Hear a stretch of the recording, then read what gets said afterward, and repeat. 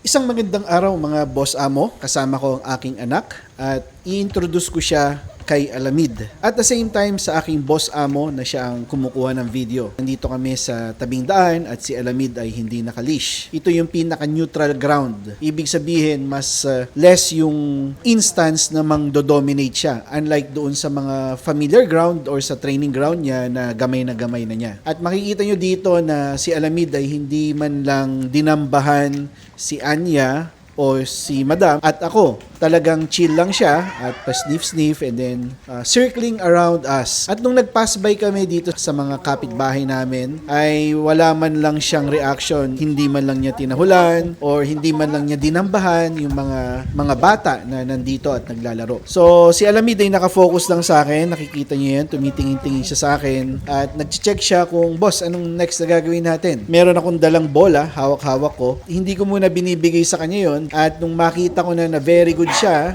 at wala siyang ginawang kalokohan sa mga nadaanan namin ay dito ko na siya binigyan ng bola. At yan, ibibigay ko na, boom! Yon. So, yun ang pinakahihintay ni Alamid.